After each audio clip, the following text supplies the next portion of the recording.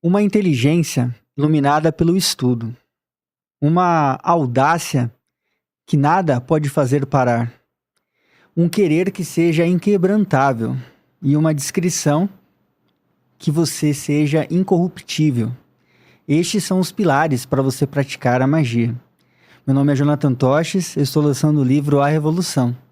Nele eu busco, através do protagonista chamado Magnus, uma história em que a magia é utilizada para combater a corrupção no Brasil.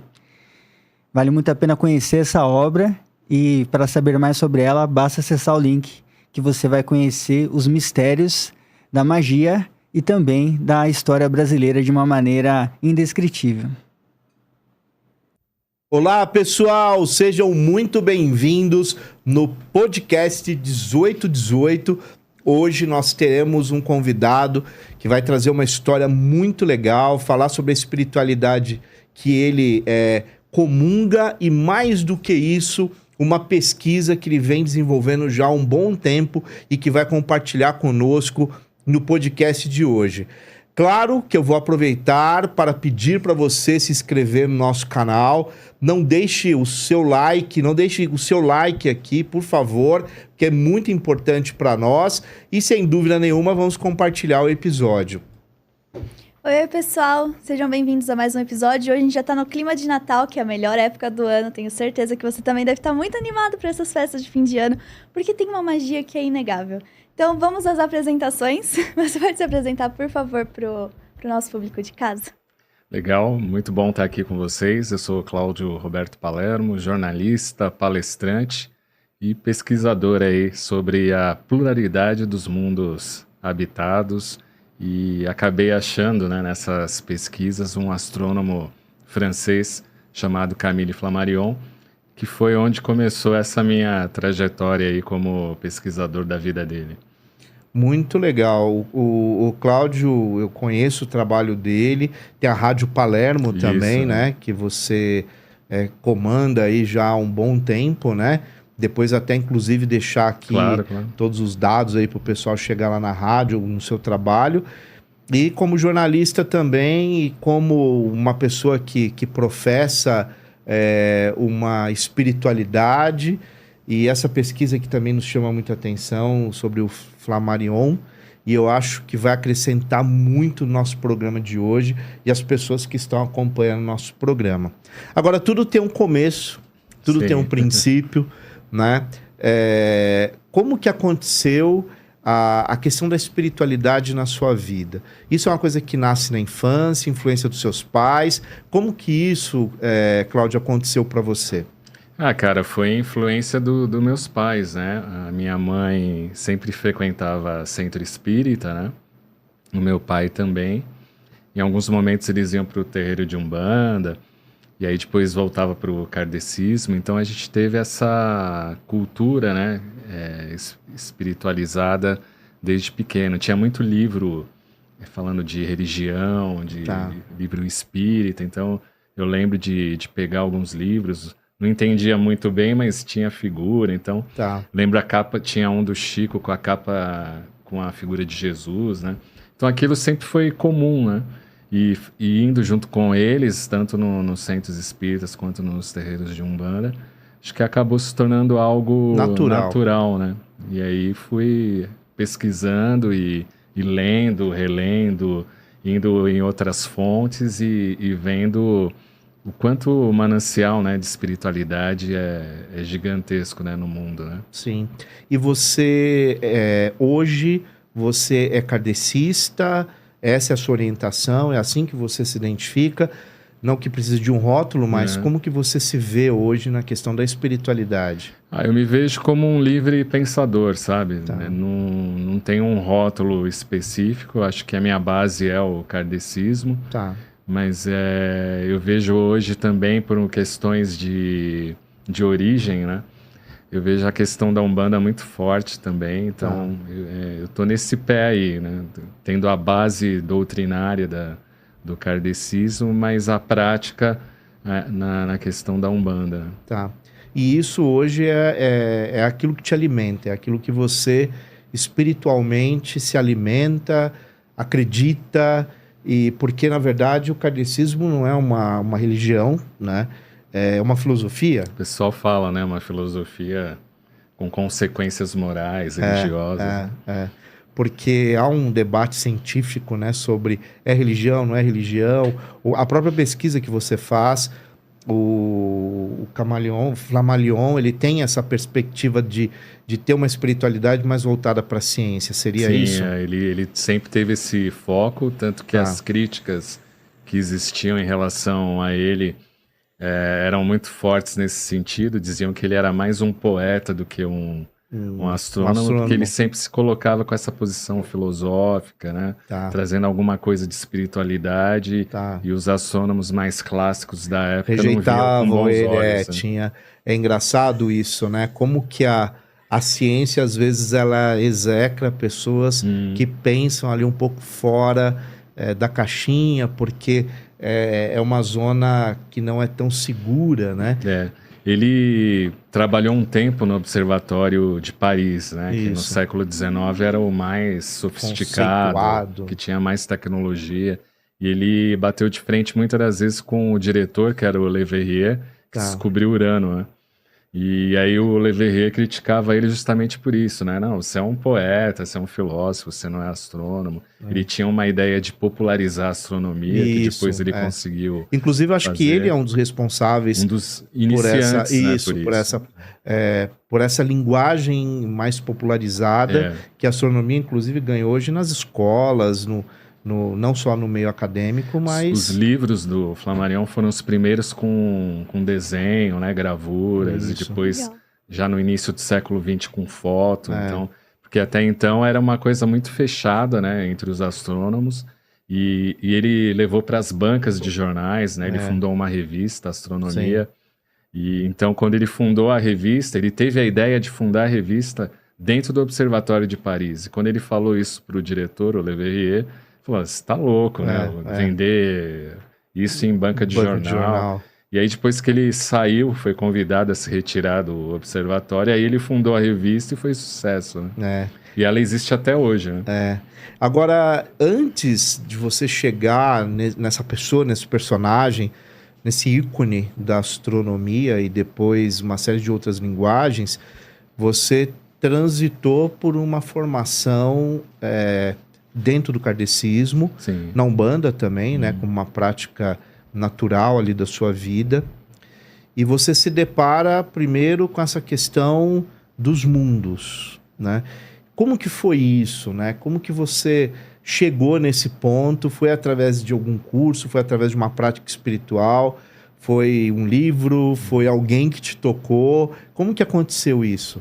Cara, boa pergunta, né? Que a gente começa a fazer o revival, né? Eu sempre gostei dessa coisa de ficção científica, né? Saber se tem vida em outros mundos, se a gente está sozinho no universo. Mas foi um livro, né, do Chico Xavier, que chama Cartas de uma Morta, né? Que é a mãe dele, já no mundo espiritual, que em espírito conversa com ele sobre essas questões. Foi um dos primeiros livros que eu li sobre isso. E nesse livro ela relata passagens delas em Marte, passando por Saturno, até ir a outra galáxia, que ela não sabe o nome, porque é muito distante. E ali ela dá alguns apontamentos de como seria a vida ali. Então aquilo acabou me despertando. E aí foi aí que eu achei o Camille Flammarion. Você tinha quantos anos, mais ou menos, nessa época? Eu tinha uns 16. Você era novo. 16. Tem muito tempo de estudo. Então você era muito novo na época. Quando isso, e aí na Casa Espírita eu perguntei se alguém sabia de algum livro que falasse, além daquele, sobre isso. E aí foi quando falaram, teve um astrônomo, um pesquisador que foi amigo de Kardec, que falava sobre isso. E aí eu achei um livro que é editado até hoje pela Federação Espírita Brasileira, que é Narrações do Infinito, onde o Flammarion conversa com duas entidades que são de fora da Terra, numa reunião mediúnica que era comandada por Kardec. E a partir dali eu comecei a ler outros livros E aí é uma coisa que você falou, né, antes da gente começar a gravação, a coisa da vida, né? Parece que vai colocando ali na sua frente. E aí começaram a chegar revistas, informações, de repente caía na minha mão uma revista antiga espírita, e que tinha algum texto ali do Flammarion. É a partir daí que eu comecei a ir atrás de livros, de pesquisas e sobre a vida dele. Que legal. Agora, 16 anos, você já estava vinculado a uma casa? Hoje você está vinculado a uma casa ou não? Eu estava vinculado no Centro Espírita Nosso Lar, Casas André Luiz, que fica aqui em Guarulhos, né? Eles têm um hospital para mais de 500 crianças que a gente fala, mas são adultos com uma mentalidade de 0 a 80 anos, né? Aliás, com corpos de 0 a 80 anos, mas com a mentalidade de 5 anos de crianças. Então, foi ali que eu comecei a minha base, né? Fazendo os cursos, os estudos a respeito da doutrina. E hoje eu estou na Casa São Miguel, que é um terreiro de Umbanda, também na Vila Galvão, aqui em Guarulhos. Em Guarulhos também. Então toda a tua caminhada espiritual foi dentro da cidade de Guarulhos?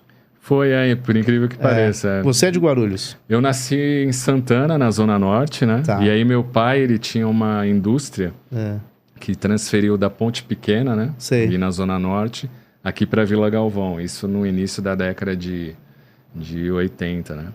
E aí você falou da minha trajetória, né, com a família. O meu vô, que era médium, fazia reuniões todas as quintas-feiras na casa dele. E aí eu ia acompanhando meu pai, minha mãe, o meu tio, que trabalhava junto com meu pai na empresa também. Então era uma reunião familiar e ali passavam vários espíritos.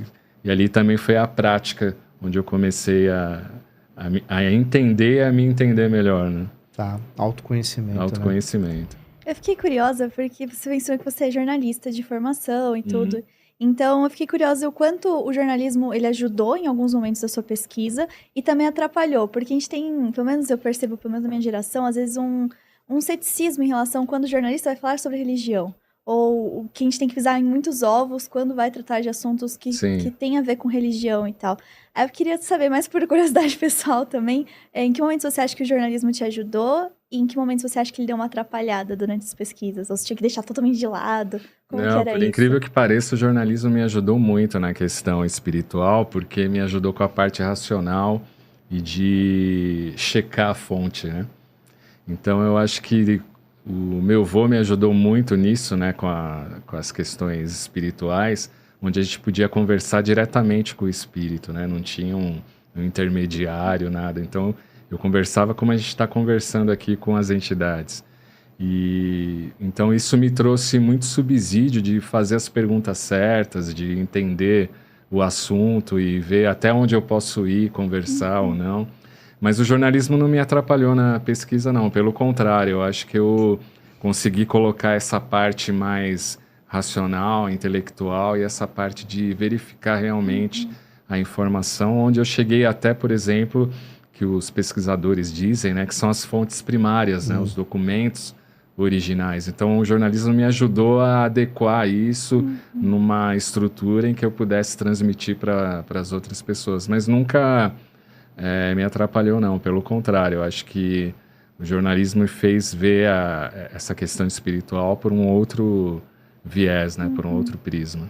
Legal, né? Porque geralmente a gente tem a impressão de que o lado mais racional ele acaba negando a possibilidade do sobrenatural, né?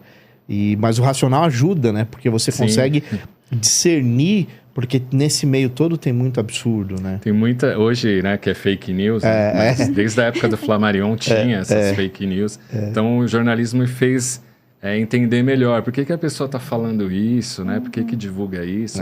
Por que acredita que o homem não foi na Lua, que a Terra é plana? Então, são questões que já existiam na época de Flammarion, por exemplo, a vida em Marte, o homem nunca vai chegar na Lua. Então, existiam certas questões, estrelas, o segundo sol, né?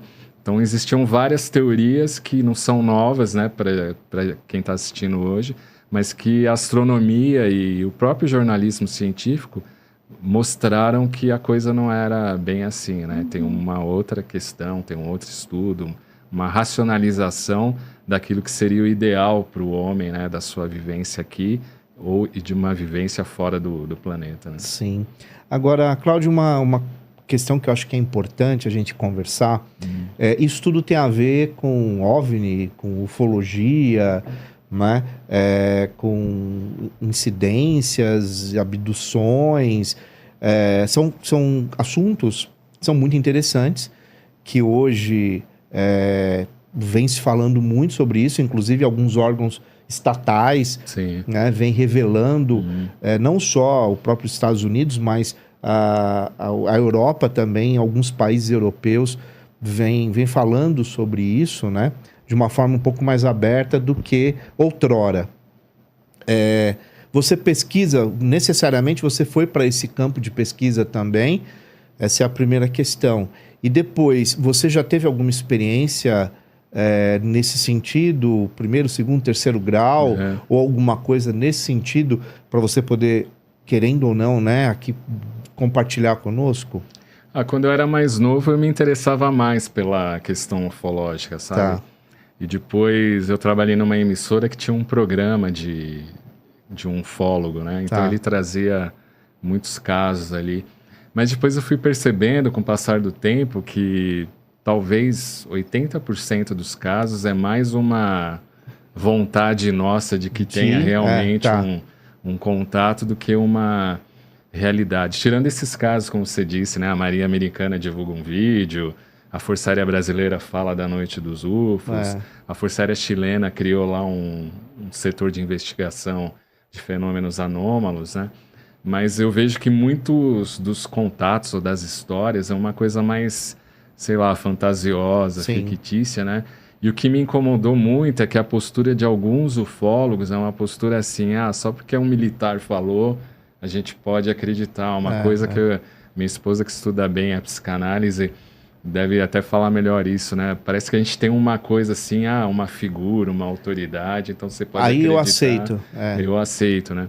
Então, eu no início até pesquisava bastante coisa, mas depois eu comecei a perceber que desvencilhar um pouco essa pesquisa da ufologia, até para não cair nesse descrédito que muitas pessoas acabam caindo, né? O ET Bilu, o ET de Varginha, por aí vai, né? Você tenta encontrar elementos ali para... Tá bom, vamos pesquisar, vamos ver se a gente acha alguma linha aqui de pesquisa que dá para fazer de forma científica, e a gente acaba não encontrando, né? Mas eu acredito que realmente alguns contatos possam ser realmente reais. Acho que o Flammarion ajudou muito nisso ao criar uma palavra que é ultraterrestre, né? Que é antes da palavra extraterrestre. Ele criou isso em 1864, onde ele acreditava que existem espíritos encarnados, né, que vivem em mundos extrafísicos, que para nós seriam mundos invisíveis, ou seriam uma realidade... Dimensionais, alguma coisa dimensionais, assim? Eles ainda estão encarnados, ele dizia, mas em outra constituição de matéria, de densidade, que se ele aparecesse aqui, talvez um médium vidente conseguisse captar ou enxergar, mas a maioria não. Então ele acreditava nessa questão e nessa possibilidade de comunicação entre essa dimensão e a nossa. Então ele cria esse termo ultraterrestre além, né, do que está terrestre. Né? Agora, uma coisa que seria interessante, a biografia dele, né? O que você pode falar para nós? Ele francês. Né?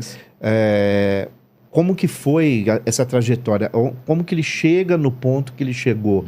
Né? O que você pode falar para nós sobre essa história? Ele nasce em 1842, a família dele é do interior da França, e o pai dele, em um determinado momento, perde tudo, porque a França estava passando ali por dificuldades de guerra, de fome, e até na biografia dele ele fala que ele começou a ver ali quem era o pai dele, né? Que o pai dele conseguiu pagar todos os credores, e aí depois eles se mudam para Paris.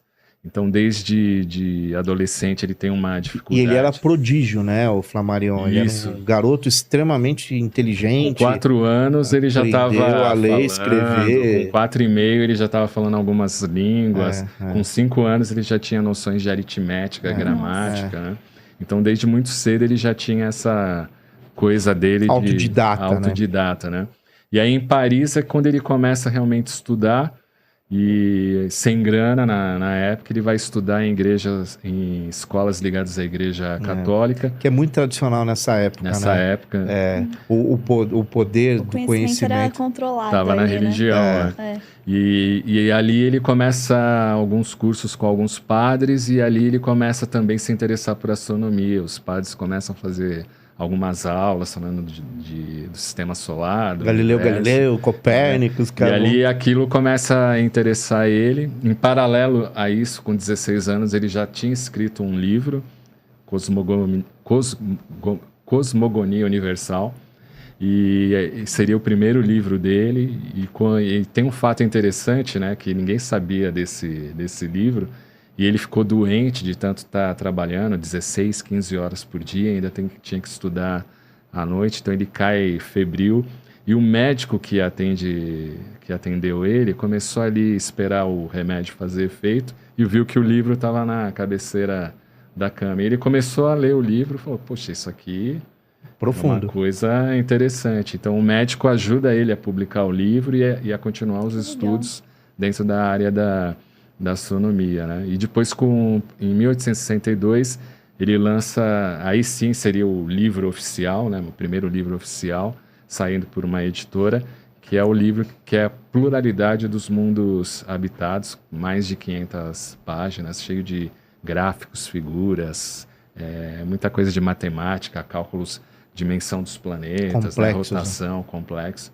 E aí sim começa a trajetória dele de uma forma literária, né? Depois o irmão dele funda uma editora, Edições Flammarion, onde todos os livros que ele lançou foi por essa editora na França, né? E na Europa. E quando que ele conhece Kardec? Porque ele é um seguidor do Kardec, né? Ele tem uma relação intelectual também. Foram amigos, né? Isso. E como que eles se conhecem ali? Foi em Paris? Foi no cotidiano ali? Foi em Paris, por volta de 1861, né? O Kardec lançou o primeiro livro, né, do Espiritismo em 1858, que é o Livro dos Espíritos. E em 1861 ele estava lançando o Livro dos Médiuns. E o Flammarion estava andando por uma das galerias ali de Paris e tinha uma livraria que ele gostava muito, e a livraria expôs na vitrine o Livro dos Espíritos. Ele falou, pô, interessante aí. Ele entrou na livraria, pegou o livro, começou a folhear, até que ele caiu no capítulo que fala da vida em outros mundos. E aí ele começou a perceber ali que muitas das coisas que ele falava, que ele gostava... Passou a fazer sentido ali. Fazia sentido porque os espíritos também estavam dizendo isso no livro. E o Kardec, ele era muito inteligente nessa questão de marketing, divulgação da época. Ele deixava no final do livro o seu endereço, tanto para correspondência quanto nas reuniões lá na Sociedade Parisiense de Estudos Espíritas. Então, o Flammarion escreve para o Kardec, fala que ele era astrônomo, tinha se interessado pelo livro, e o Kardec convida ele para assistir algumas sessões, né? Antigamente, naquela época, não era que nem hoje, que qualquer pessoa adentra uma casa espírita, né? Você tinha que ser convidado. Era um grupo mais seleto, no sentido... Tinha que assistir 3 reuniões, e dependendo da sua participação nessas reuniões, das suas perguntas, era convidado, da sua postura, você era convidado a permanecer. E aí foi aí que começou a amizade com o Kardec. E aí vem também um pouco até aquela visão que hoje a gente sabe que há um contexto pejorativo de que era uma coisa mais... que o kardecismo era mais elitista, né? Nós somos de uma geração onde a gente escutou isso, né? Que o kardecismo era mais elitista, porque tentava trazer para o lado mais da ciência. Na década de 80 eu escutei muito isso, 90. Hoje eu acho que já... E é uma percepção assim equivocada, né? Porque então... na Sociedade Parisiense de Estudos Espíritas você tinha lá do cara que era engenheiro, técnico de sei o quê, mas você tinha o operário, o camponês, você tinha né? O camponês. Eu já ouvi dizer que tinha camponês, né? Nos documentos da... Tinha atas, né? Tinha atas, isso. Sim. E tinham camponeses, tinham pessoas ligadas ao povo, mas que tinham toda uma capacidade, uma habilidade mediúnica fazia parte... Muito grande, sim. As próprias médiums, né? Sim. Que o Kardec se utilizou para fazer as pesquisas. Tinha muito do povo, né? Tinha muita gente da classe trabalhadora. Trabalhadora, né? O proletariado do século XIX. Teve uma palestra que o Kardec fez, acho que em Lyon, a maioria era operários, né? A maioria era operários. A França, né, sofre toda a influência do capitalismo clássico ali, que vem com o industrial, com a Inglaterra, e ele vai influenciar toda a Europa, né? Depois vai cruzar o oceano, né? Dentro dos pesquisadores existe até um dilema, né? Porque existe um relato, acho que é no Livro dos Espíritos, Kardec conversando com o Sr. M, e ele não dá o nome, mas muita gente acha que ele estava conversando com Karl Marx, né? Mas não se tem elementos primários para se comprovar isso, né? Que seria possível, né? Ele era muito bem conceituado, né, na sociedade. Relacionado, né? Relacionado. E que, assim, a gente não tem prova, como você mesmo disse, porque a gente depende do documento, né? Mas que isso é possível naquele momento, não tenho dúvida, né? Até porque o próprio Marx também tinha uma relação com pessoas ligadas a vários setores da sociedade europeia, né? Sim. Então, enfim, isso é possível. Agora, quando você se depara com Flammarion, né? Você se depara com essa pesquisa, com esse personagem, com esse ícone histórico, você começa a ter respostas de algumas perguntas que você tinha interna, porque a pesquisa ela passa muito por isso, né? Respostas que abrem novas possibilidades, outras perguntas, né? Como que isso foi acontecendo dentro da tua caminhada? Até um processo semelhante quando ele leu lá o Livro dos Espíritos, né? Muitas das ideias vão se encaixando e você, é dessa maneira, né? Então eu acho que muito do que ele trouxe, que me fez muito, muito bem e deu um clarão enorme, é quando ele classifica os tipos, né, de vidas que existem no universo, né? Então tem a nossa vida física, você tem aquilo que seria o mundo espiritual, que seriam seres que viveram aqui, faleceram e estão vivendo em outra realidade. E aí ele começa a destrinchar isso, chegando até um nível de seres incorpóreos, né? Que não habitam regiões que precisa de um corpo, que precisa de uma matéria, né? Que precisa de uma tecnologia. Eles conseguem navegar pelo cosmos sem a necessidade de uma energia? Nave. Ele diz na época, não tinha um termo energia ainda, eletricidade, né? Tá. Que seria tão rápido quanto um raio. Pensou até a forma de falar entidade seria um corpo, né? Um corpo. Mas pensou e está em Andrômeda e instantaneamente já aparece lá, né? Então ele começou a classificar dessa forma e aquilo me fez muito sentido, né? E paralelo com o que eu ouvia nas reuniões do meu avô, aquilo se encaixou. E aí falou, caramba, é dessa forma que o cosmos se estabelece e progride e avança, né? Tá. E hoje você crê nisso? Como que ficou tua relação? Do ponto de vista fé, crença, você enxerga hoje o mundo com essas possibilidades? Como que isso acontece? Sim, enxergo, eu acho que ele, junto com Kardec, né, me deram essa fase racional da coisa, de não acreditar em tudo, e também não ir para um lado mais místico, um lado mais quase ficção científica da coisa, né, de acreditar que tem homenzinho verde e por aí vai, mas me fez acreditar na vida em outros mundos e na vida em outras dimensões, mas de uma forma mais lógica e mais racional, e sempre tentando pegar ali algum elo científico para poder pesquisar, para poder ir atrás e comprovar o fenômeno, comprovar as histórias, né? Acho que o Flammarion me trouxe muito disso. Ele não acreditava em tudo que chegava até ele. Ele desconfiava muito das comunicações mediúnicas que falavam da vida em outros mundos, né? Eu lembro de um documento que eu cheguei a ver, onde ele questionava um médium. O médium falou que tinha vida em Saturno, mas o espírito deixou muito na dúvida se a vida era espiritual ou física.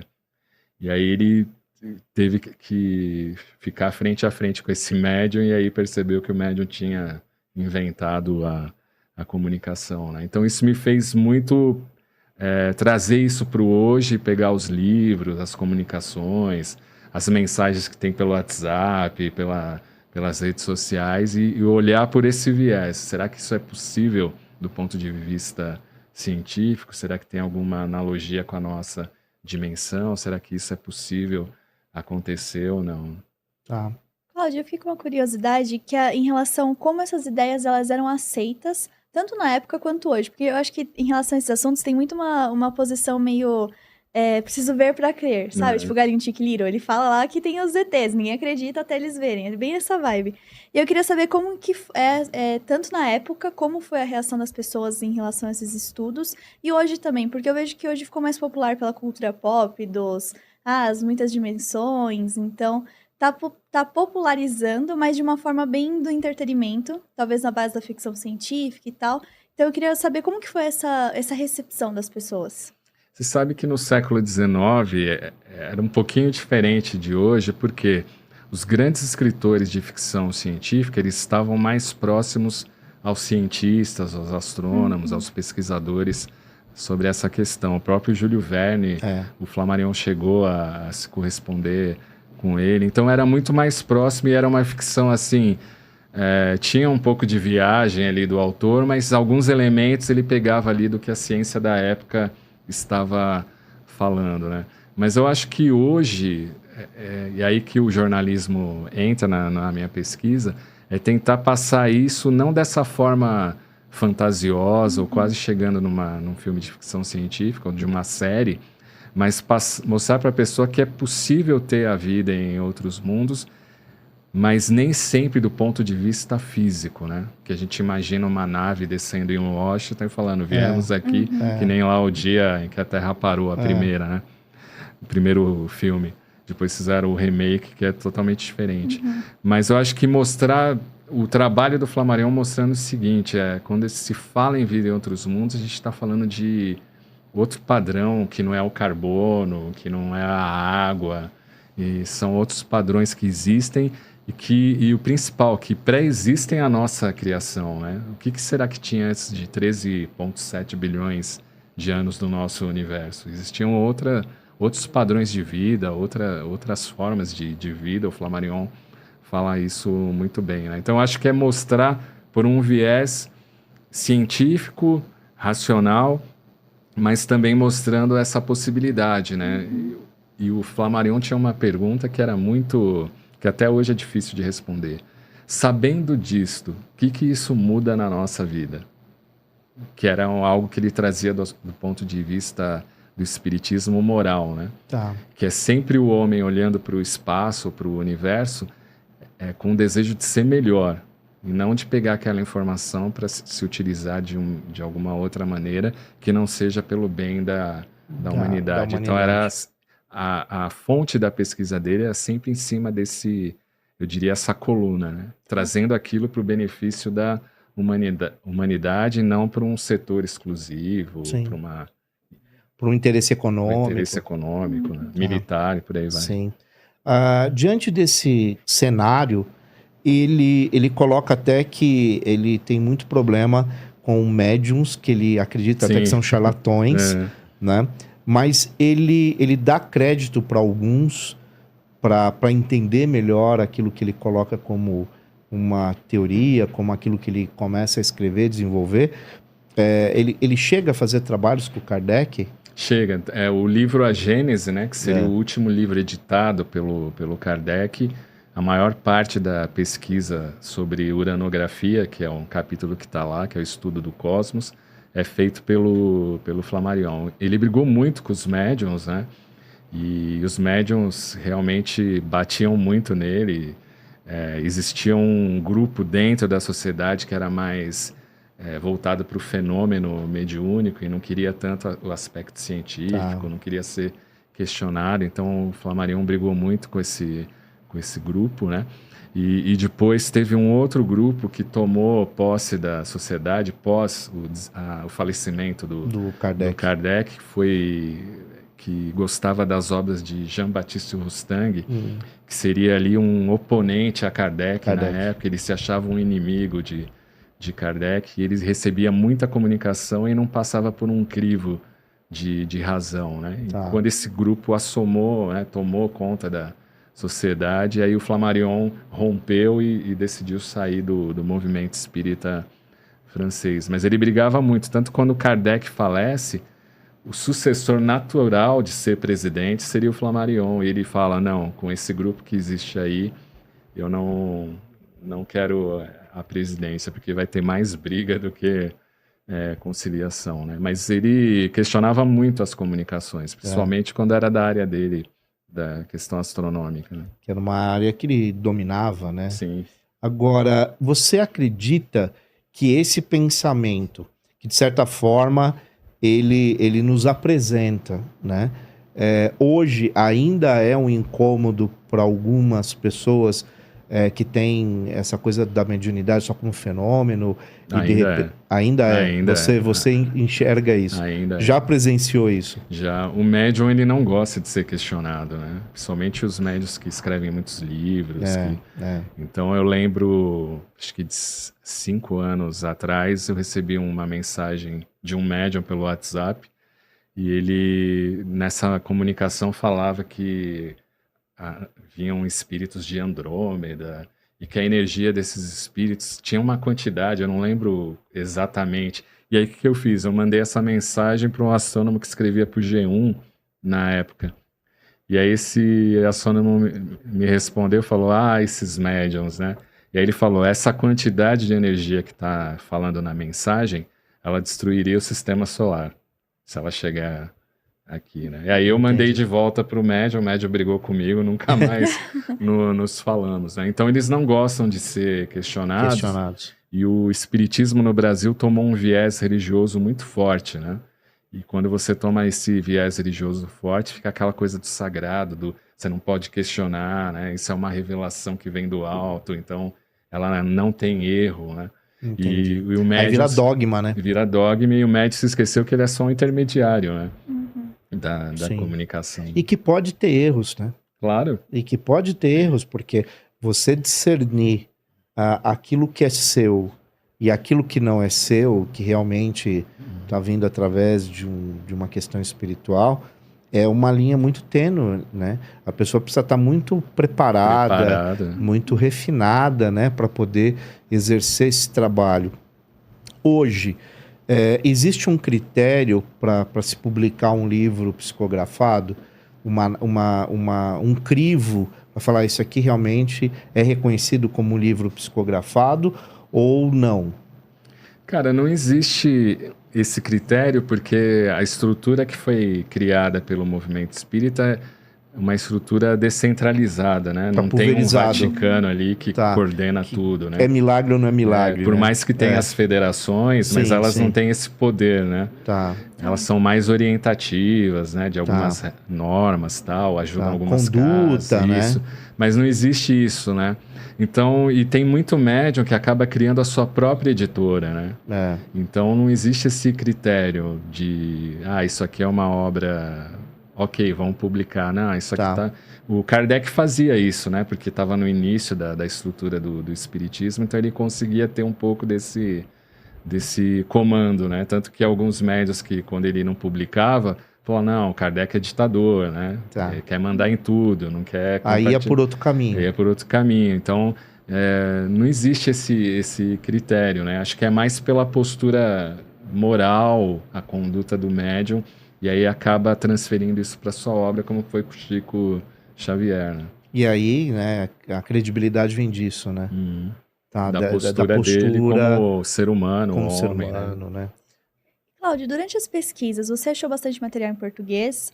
Você achava materiais? E como que foi isso? Era muito documento? Você achou livros? Era em francês? Assim, em português, são mais documentos ou livros que foram editados no início do século XX, aqui no Brasil. Agora, documentos do próprio Flammarion, eu só consegui quando eu conheci o astrônomo Nelson Travnik, que faleceu esse ano, em setembro, E ele era um profundo pesquisador do Flammarion, e eu falava para ele, né, Nelson, você tem o maior acervo de Flammarion, acho que do mundo, porque ele ia para a França, ele ia para a Europa, ele conseguiu muita fonte primária. E algumas coisas ele tirava cópia e me enviava. Então foi a partir daí que eu comecei a ver os textos em francês, né? Muita coisa em francês que com o português não tem a ver, né? Foi traduzido de forma errada ou com alguma intenção, Nossa, a esse gente processo não ainda sabe, de ver né? Mas foi graças ao Nelson que eu consegui colocar as mãos nessa fonte primária e nos livros em francês, tem livro em alemão, saiu livro em romeno, em eslavo, em japonês. Os livros do Flammarion foram publicados em diversas línguas, né? Agora, do português tem muita coisa espírita, né? Que foi publicado pela Federação Espírita Brasileira, ou copiando de materiais que eram franceses, e aí os brasileiros... A gente não pode esquecer que os primeiros espíritas tinham domínio francês, né, da língua francesa, então traduziam muitas desses documentos, né? Agora, essas traduções, é claro que elas não são ao pé da letra, né, porque, como você mesmo disse, algumas palavras, algumas intenções ali para o português já muda completamente, né? E mesmo assim, é possível chegar em algumas conclusões interessantes e tal. Agora, dentro do universo espírita, tem médiuns que já escreveram sobre a luz do espírito de Flammarion? Cara, eu nunca vi nenhuma mensagem. Recentemente, coisa de um ano e meio, eu vi uma propaganda, se eu não me engano, no Instagram, de um médium divulgando uma obra, mas que seria de uma das mulheres que foram casadas com Flammarion, né? Ele casou 2 vezes, Mas acho que a segunda esposa em espírito, mas eu não cheguei a encontrar essa obra e não li. Mas nunca vi nenhuma comunicação, nenhuma mensagem que seria do dele espírito. Tá. Será que seria a dificuldade de ter isso pelo conhecimento específico que ele traria? Seria fácil identificar se é Flammarion ou não, né? Pelo conhecimento específico dele, né? E tem essa coisa que o espírito sabe da informação, mas o médium não, né? E como é que o espírito vai passar isso pro médium? Então, acho que deve ter um pouco dessa dificuldade também, porque ele não tinha esse viés religioso, né? Que muitos espíritos têm, né? Sim. Então, acho que tem uma certa ali incompatibilidade energética entre um e o outro, né? E a origem dele era cristão.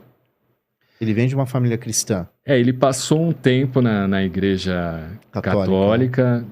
A família tinha um ramo protestante também, mas que ele não acabou seguindo. Ali é mais calvinista, né? Na biografia dele, ele achava que tinha a religião protestante deixava muitas coisas em aberto, e ele não gostava dessa questão. E depois ele se aproximou do catolicismo estudando, né, nas escolas católicas, onde ele despertou para astronomia, né? É interessante porque os padres eram cientistas, né? Então ele conseguia ali entender melhor esse processo. E era onde estava concentrado o conhecimento, né? Livros, pesquisas, documentos, né? Uma infinidade de acessos, né, que ele teve. E durante a Primeira Guerra Mundial, porque ele viveu a Primeira Guerra Mundial dentro desse cenário de guerra. Sim. Como que foi a vida dele nesse período? Ele continua na França, a França ocupada, como é que foi a relação dele ali naquele momento que foi tão difícil, né? Ele passou por 2 conflitos, assim, muito difíceis para a França, que foi uma espécie de guerra civil que tinha ali logo depois que o Kardec falece. Então Paris foi sitiada, ficou economicamente bem difícil ali, e ele se manteve dando aulas, né? Porque depois que ele sai do Observatório de Paris, ele recebe a doação de um terreno, e esse terreno tem uma casa, e nessa casa ele faz uma reforma e criou o Observatório de Juvisy, que fica bem próximo ali a Paris. E a partir dali ele começa a dar aulas durante o dia. Tinha muita gente que não conseguia pagar e estudava do mesmo jeito. Muita gente que vinha de outros países da Europa e pagava. Então ele se mantinha assim. À noite virava uma espécie de centro de estudos mediúnicos, né? Ele tinha ali os médiuns faziam fenômenos ali de levitação, materialização, estudava os fenômenos. E durante a Primeira Guerra, ele se mantém com os estudos e os livros, E os né? livros. A renda. Tá. E essa questão da levitação, são fenômenos paranormais? Ele estudava esses fenômenos? Ele estudava, Aí ele já tinha rompido com o movimento espírita, né? E estava fazendo um trabalho mais voltado para essa questão da paranormalidade. Tá. Então ele tinha ali a médium Eusápia Palladino, que era italiana, né? Muito famosa na época, né? Outros cientistas, tinha o Alexander Aksakov, que vinha da Rússia, participar desses estudos. A Rússia era riquíssima nesses estudos. Haja vista a herança que a Blavatsky deixa, Sim, né? A teosofia, né? Ele era amigo da Blavatsky. Da Blavatsky, Ela né? participava das reuniões. Que momento foi esse, né? Como havia uma efervescência dessas cultural pessoas. E espiritual. Né? E era pessoas intelectuais, pessoas que tinham uma cultura também erudita e tinham uma relação com o popular, também com a cultura popular, e eles meio que circulavam entre eles e trocavam ali figurinhas, né? E muita produção cultural, né? Muita Eu não sei se é uma coisa de Paris, né? Mas o Nelson Travnik me falava isso, ele achou documentos de jornais em que os pesquisadores eram tipo ali popstar da época, né? Então, onde Flammarion ia, as pessoas queriam autógrafo, queriam conversar, falar sobre o assunto, né? Ele teve relação ou contato com Eliphas Levi, na mesma época, que vai trabalhar a questão das ciências ocultas, ou não? Não, a gente não tem nenhum documento que mostra isso. Que mostre isso, né? Tá. Ele era bem próximo da Blavatsky, ele era também do Augusto Comte. Né? Então ele pegou essa fase do Charles Richer, que é o pai da metapsíquica, né? Tá. Então ele pegou do próprio Leon Denis, que talvez era o único elo que ele tinha com o espiritismo naquela época, que eram amigos pessoais. Aliás, tem uma história do Leon Denis, que o Flammarion falece em 1925, né? E ia ter um congresso internacional de espiritismo em Paris, e as pessoas que organizavam esse congresso, e havia gente do mundo todo, inclusive do Brasil foi também, queriam o Leon Denis como um presidente ali de honra, né, do congresso. O Leon Denis já estava bem velhinho, sem visão, bem debilitado, e o Leon Denis, numa reunião mediúnica, pergunta para uma entidade: olha, me chamaram, chegou um convite, mas eu estou tão velho, não consigo andar, a viagem é longa, é cansativa, eu não enxergo. Não é melhor chamar o Flammarion? E a entidade só fala assim: Flammarion não estará lá, é melhor você ir. E aí, uma semana antes do congresso, o Flammarion falece.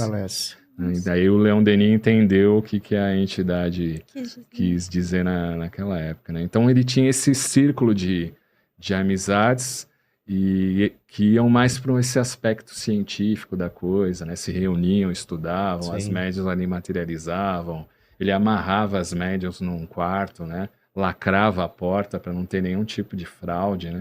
Para comprovar realmente o fenômeno. Havia, você vê, um cacuete científico aí de construir provas, né? Com uma método, certa... Né? Exatamente, com a metodologia, para depois até que assim tivesse uma aceitação, não só dele mesmo, né? Que eu acho que era o principal aí, que ele queria constatar, mas para que ele pudesse depois divulgar isso de alguma forma, né? Mas é muito interessante esse período. A França, ela foi durante muito tempo o berço, né, da cultura clássica, né? Você tem ali grandes centros de desenvolvimento científico, filosofia, sociologia, história. Então a França sempre foi essa representação no mundo, né? E essas pessoas foram incríveis, né? Porque elas deixaram um legado que até hoje são estudadas. Ele né? publicou 85 livros, né? Aqui no Brasil a gente encontra 12, 13 que são ainda publicados pela pela Quase nada, FEB. né? Os mais científicos a gente não consegue encontrar, só em sebo lá na Europa, né? Eu tenho encontrado muita coisa na Alemanha, na Suíça, muito material dele em Washington, na livraria pública de Washington, encontrei material falando de Flammarion. Né? E aí vai compondo, porque é uma pesquisa que não tem fim, né? Não tem fim, né? E hoje, se eu te perguntasse, é uma pergunta complexa, você já chegou a alguma conclusão, assim, que você falou assim, olha, o que isso tudo me ensinou? Porque eu, nas minhas pesquisas, não que eu tenha um ponto final, porque, como eu disse, é para a vida inteira, mas sempre ensina muito, né? E o que você tira disso tudo, que você pode falar assim, não, Flammarion, essa pesquisa me ensinou de fato e eu trago isso para minha vida. Cara, o que me ensinou e respondeu que é a pergunta, né? O que a gente está fazendo aqui, né? Tá. Da onde a gente veio? Qual o sentido disso tudo? Qual o sentido disso tudo e para onde a gente vai, né? Então eu sempre, desde pequeno, me questionava, mas será que é só céu, inferno e purgatório, né? Será que não existem outras vidas? Então a pesquisa do Flammarion me ensinou essa questão, da onde a gente veio, por que estamos aqui, né? O que é necessário para viver o melhor aqui.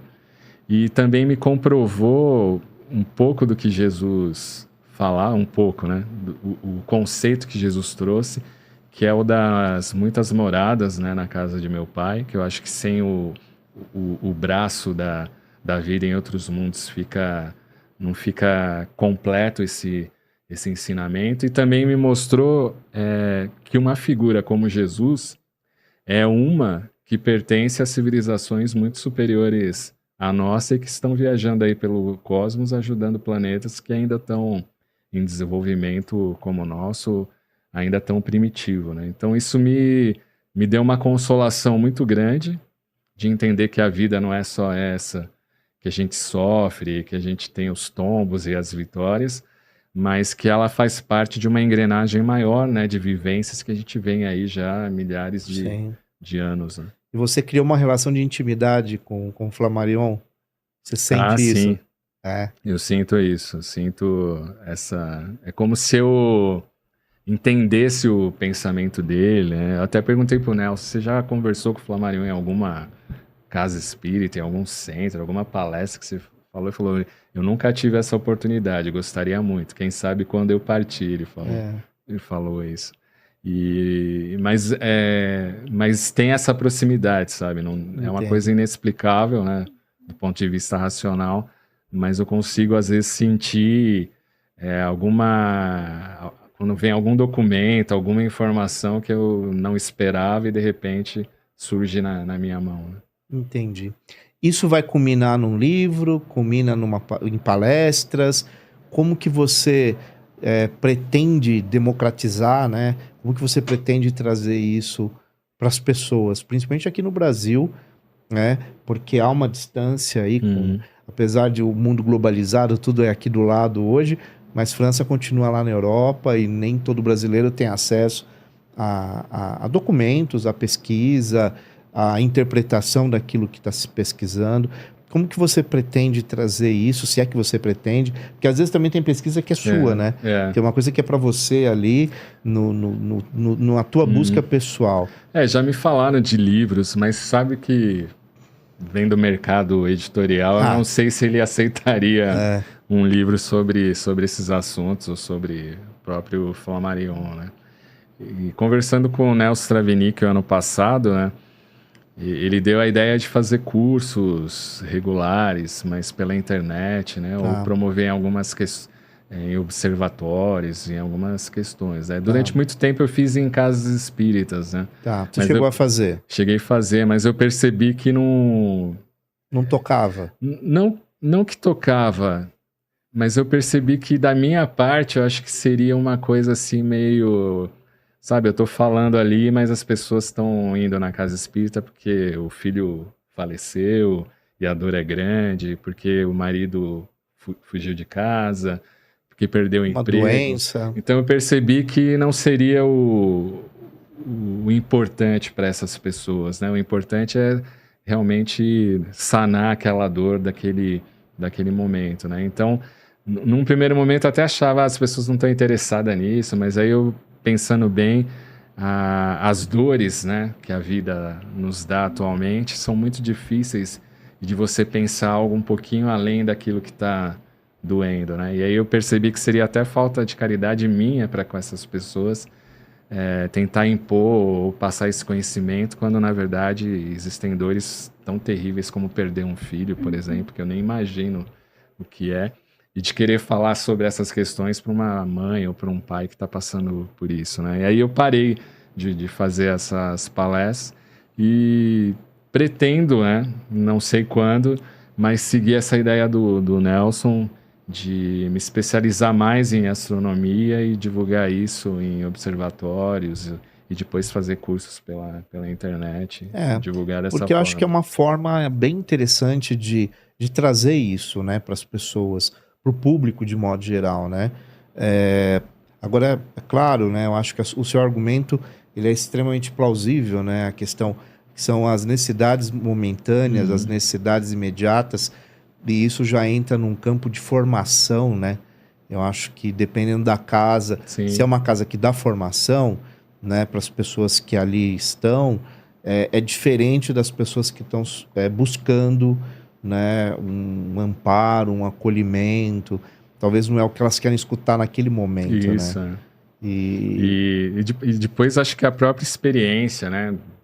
Comecei muito novo fazendo palestra, então eu ia com aquele ímpeto, com aquela vontade, né? Tipo, vocês precisam ouvir isso aqui que é interessante. Mas aí eu comecei a perceber que as dores nem sempre deixam você ouvir determinadas questões e você nem tem estímulo e motivo, né, para parar e olhar aquilo, né? E depois com as minhas próprias dores eu também fui me percebendo isso e falando, realmente é uma falta de caridade minha querer passar isso nesse momento atual, né? E aí eu tô vendo outras alternativas para pegar pessoas que sejam realmente interessadas no assunto e que queiram se aprofundar não só sobre Flammarion, mas sobre astronomia, né, astrofísica e por aí vai. E você continua com essa pesquisa hoje no seu cotidiano? Continua. É uma história interessante, né? Porque eu falei do Nelson Travnik, que para mim é um grande mestre. E eu conheci ele, acho que há uma década, e a gente começou a se relacionar por carta. Ele me mandava cópia dos documentos, de envelope, depois começamos a nos corresponder por e-mail. E nunca tinha conhecido ele pessoalmente. Aí, em setembro do ano passado, a gente marcou, aí eu fui até Campinas, ele morava em Campinas, e aí foi que eu conheci o Nelson, né? E aí ele me doou muito material dele. E um ano depois ele veio a falecer. E ele trabalhou com o Projeto Apollo, ele fundou vários observatórios aqui no Brasil, ele estava trabalhando no de Campinas, Americana, Piracicaba e no Pico das Cabras, como consultor astrônomo. Então eu vou pegar esse material e começar a fazer cursos pela internet e divulgar dessa forma, né, online, e quem sabe depois vai para um presencial, mas dentro de observatórios ou de estudos astronômicos. Não dentro da área da espiritualidade. Eu acho que a espiritualidade já está servida bem disso, né? Acho que seria mais uma redundância. Somente para quem é espírita, vai falar de alguém do século XIX, a gente sabe que nem todos estão interessados nessas pesquisas, né? Entendi. Agora, hoje nós temos uma pergunta no programa que é sempre muito importante para nós e para quem assiste, que seria o seu conceito, a sua visão, a sua opinião. Aí é uma coisa que é muito livre. Como que você vê Deus e tempo? Até sobre a perspectiva da sua pesquisa. Eu acho que tem uma relação muito profunda, principalmente com a questão do tempo, né? Dimensional, tempos iguais, a circularidade do tempo. Como que você vê tempo e Deus? Cara, eu gosto muito da definição que os espíritos deram a Kardec, e Flammarion sempre falava dessa definição como a fonte suprema, né? A causa de todas as coisas. Eu acho que querer quantificar ou entender o tamanho de Deus é uma coisa impossível para nossa mente, né? Como colocar toda a água do oceano num copinho de plástico. Não dá. Então eu encaro ele como essa energia, não, essa entidade como como tudo emana dela, né? Por mais que a gente ainda não tenha conhecimento de como e de entender como uma energia pode ser incriada, né? Sim. Existe de todo sempre, porque senão não seria Deus, teria outro Deus, né? Então a gente ainda não consegue, mas eu entendo e sinto que às vezes ela age por mecanismos que nem sempre a gente tem conhecimento, né? Por mais que tenha conhecimento religioso, científico, o conhecimento dela é infinito, né? Então eu entendo dessa forma, como sendo uma fonte suprema, causa de todas as coisas e que age no universo e nas nossas vidas, às vezes por meios que nem a gente consegue entender e imaginar, né? E o tempo, que pergunta é essa, hein? Eu tenho estudado muito sobre buraco negro, né? Tá. Os que foram descobertos, que são gigantescos, né? Tem um que o sistema solar vira um grãozinho. De areia. E aí eu falo, meu, que coisa é essa, né? O que é o tempo, né? E o Flammarion dizia o seguinte, ele pegava, principalmente para os jovens, né? O que seria o tempo? E aí ele pegava uma régua, ele dizia, nós estamos aqui nessa régua. Uns estão aqui mais à frente, outros estão no meio e outros estão na ponta, que seria a evolução. Só que existem seres que estão além dessa régua, estão embaixo, em cima, estão em qualquer outro lugar que não seja a régua. E o tempo é diferente para eles. Para nós ainda é passado, presente e futuro. Mas existem civilizações que não têm essa divisão, é toda uma coisa só. Ele dizia isso. E até ele foi anterior ao Einstein, quando ele dizia, é possível voltar no passado, mas você não consegue alterar. Você consegue só observar, ele dizia. Então, eu acho que o tempo é uma coisa que a gente ainda não... Pelo menos eu não consigo ainda entender.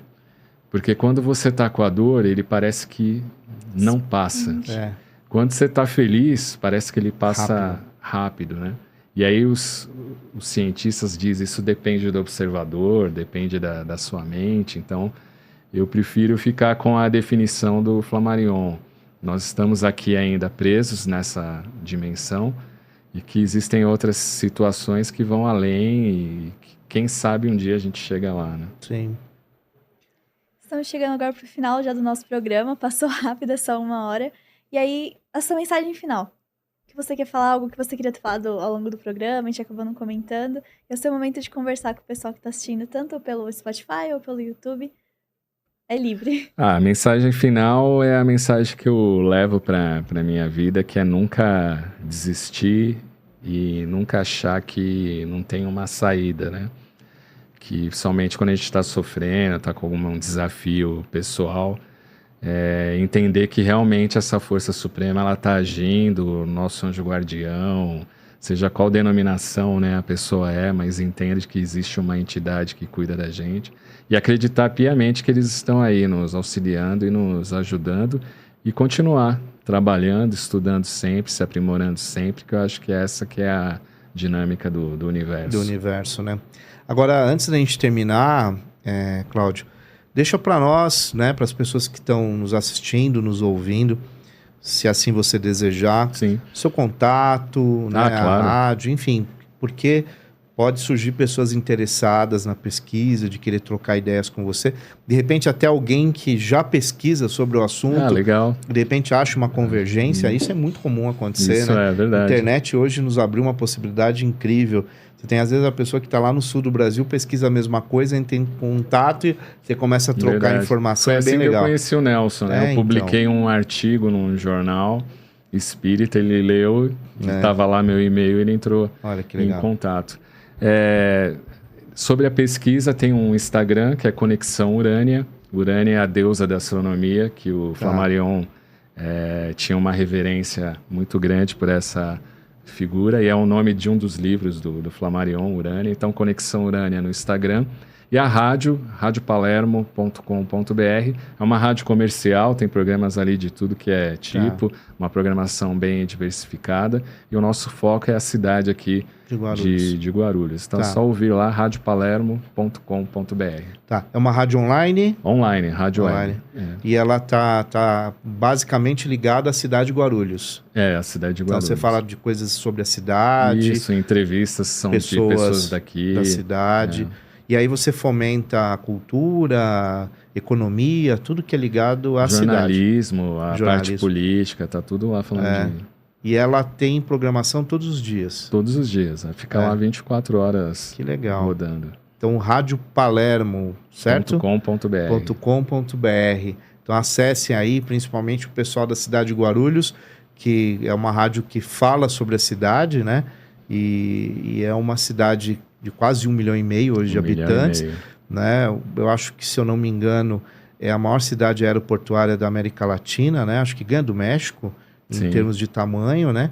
De aeroporto, enfim. E é uma cidade que tem muita coisa acontecendo, né? Então, eu acho que é legal mesmo a rádio, porque traz esse universo todo da cidade de Guarulhos, né? Tem muito assunto, muita gente boa aí que está na cidade trabalhando, desenvolvendo, estudando. Que legal. Trazendo coisa boa. Então, você de Guarulhos, chegue lá na Rádio Palermo e certeza, quem também não é da cidade, está convidado a conhecer a ouvir também. A rádio. Muito bem. Eu vou agora finalizar o nosso programa de hoje. Essa história tão interessante. Então, mais uma vez, eu convido você a deixar seus comentários aqui. Façam perguntas para o Cláudio Palermo. Não esqueça também lá do Instagram dele, que ele deixou aqui o endereço. De repente também é uma fonte para vocês conversarem lá pelo direct, enfim, sobre a pesquisa.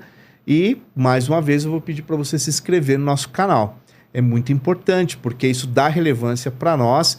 E clica no sininho, que daí você recebe também as nossas atualizações. Isso sempre é bom para você saber o que está acontecendo aqui no podcast 1818, que na verdade é o princípio da sincronicidade. De certa forma, a gente falou um pouco sobre isso no programa de hoje, né? A questão da sincronicidade. E o 1818 quer trazer essa linguagem ecumênica, universalista, mas a base disso tudo é o amor universal e a gente pregar isso todos os dias, porque é o que o mundo está precisando. Falar de coisas boas, buscar pessoas que possam se conectar com essa ideia. E, então, muito obrigado pela sua presença. Eu que agradeço. Foi muito bom estar aqui. Foi muito legal. Você trouxe um personagem histórico de uma relevância incrível, né, para o mundo. Não só para o universo da astronomia, mas várias áreas do conhecimento científico. Então, muito obrigado por você trazer isso para nós. E é claro que eu quero deixar aqui para você muita luz e um grande abraço do amigo Marcelo Lambert. Até o próximo episódio. Aproveitando essas festas natalinas, eu vou ter aqui umas indicações de livros que vocês podem dar de presente para as pessoas que vocês gostam, ou para vocês mesmos, porque um presente para si mesmo é sempre bom, né? Eu tenho aqui o livro Civilização Maia, História e Pensamento, que é um livro mais focado na questão histórica sobre a civilização maia. Então você tem informações sobre a formação da sociedade, a cultura, a religião. Então é um livro bem legal, e ele foi escrito pelo Marcelo Lambert, que está aqui sempre do lado, né, na bancada. Faz parte aqui do nosso projeto. E a outra indicação que eu tenho é um livro que é uma duologia que foi escrita em parceria com o Marcelo Lambert e o Leandro Zermiani, que é o nosso produtor e um exímio fotógrafo. Ele é um fotógrafo muito incrível. E aí o livro ele é todo dividido em textos e imagens. Então, além de ser um livro para a sua mente, também é para a sua vista, porque você vai ver imagens muito bonitas e elas vão conseguir passar várias coisas legais para vocês. E aí o primeiro é Observador Sonhos e o segundo é o Observador em Terras Latinas. Esse aqui foi fruto de uma expedição que eles fizeram para o Peru. Então ele traz fotografias dessa expedição, algumas informações sobre essa expedição. Então ele é mais focado na cultura inca e peruana. Muito interessante também. E aí, como que vocês conseguem fazer para adquirir esses livros? Tem duas formas que são as formas mais fáceis. A primeira é você pode mandar uma mensagem para o número 11 91487 9240. Então, vai estar escrito em algum lugar aqui também na tela. Então, é fácil para vocês verem. Manda uma mensagem lá, fala o livro que vocês se interessaram. Vocês podem perguntar um pouco mais, a gente vai dar as informações. Ou vocês podem mandar uma DM aqui pro nosso Instagram do podcast 1818. Então, são 2 formas super fáceis para vocês terem acesso aos livros.